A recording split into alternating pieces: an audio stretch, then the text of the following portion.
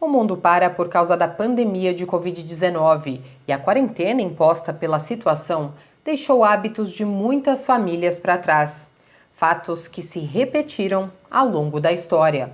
O repórter Felipe Palma conversou com um historiador sobre o assunto. Diversas epidemias ou pandemias, já que esta é uma classificação relativamente nova da Organização Mundial da Saúde, fizeram parte da história da humanidade. Em cada uma delas, houve uma mudança de comportamento, tanto durante quanto pós-surto, transformando assim a vida da sociedade. E para conversar com a gente sobre estas doenças históricas, eu recebo agora o professor doutor em História Social, Eric Horner. Obrigado pela atenção conosco, professor. Tudo bem, o prazer é meu. Agora, em relação às pandemias, num contexto bem geral, o que temos aí, pelo menos nestes últimos anos? Olha, nos últimos anos, de forma bem pontual, a mais recente pandemia seria da H1N1 em 2009. Essa é, de longe, a mais recente e a mais impactante. E, ironicamente, guarda uma semelhança com a gripe espanhola, que também era uma pandemia de influenza H1N1, né? Mas a verdade é que epidemias, né, pensando não como algo tão mundial como é a categoria pandemia, mas as epidemias atravessam séculos e séculos. Nós não passamos aí 30 anos sem uma epidemia poderosa em algum ponto do globo, quando não pegando mais de um continente e aí configurando uma pandemia, né? Agora, uma doença no quesito de pandemia é algo mais até restrito na história, né?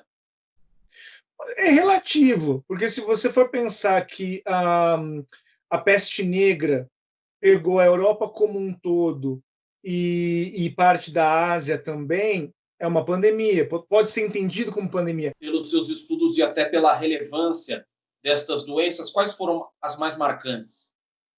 Olha, ao longo da história, as mais marcantes, eu acho que nós podemos pensar na peste negra, como eu citei anteriormente, lá no século XIV.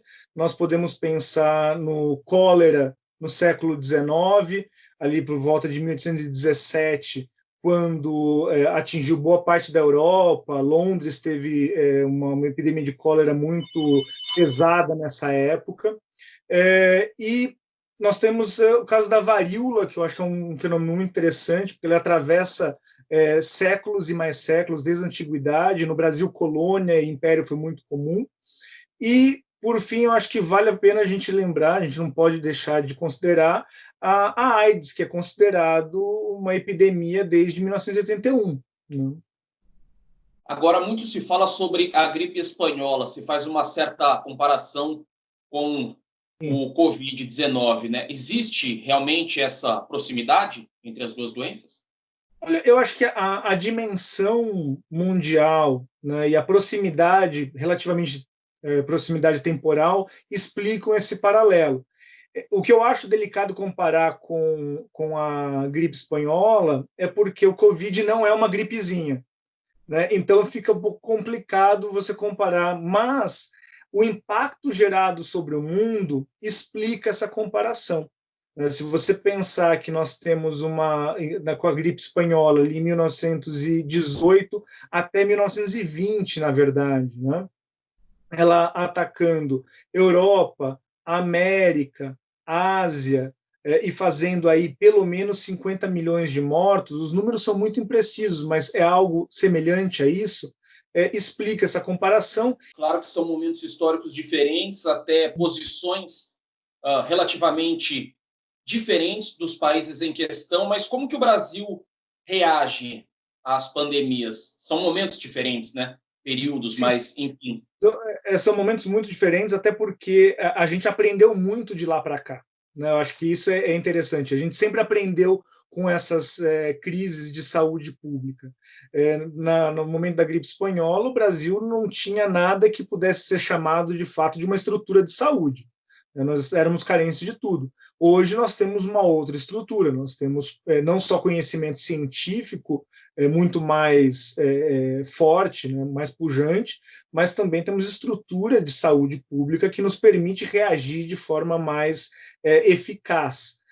De toda forma, na crise da gripe espanhola, nós aprendemos a lidar com a epidemia justamente pensando em protocolos de saúde, em serviço nacional, anos depois, a estruturação de um serviço de saúde pública mais eficaz. E hoje nós temos o SUS, que funciona muito bem, nós temos o Serviço de Seguridade Social. Na gripe espanhola, se você não ia para o trabalho, você não tinha nenhuma ajuda social, né? Você não tinha seguridade social que te desse condições de sobreviver. Então, ficar em casa significava não ter renda. Conversamos com o historiador, doutor em História Social, Eric Horner. Obrigado pela participação conosco. Eu que agradeço o convite.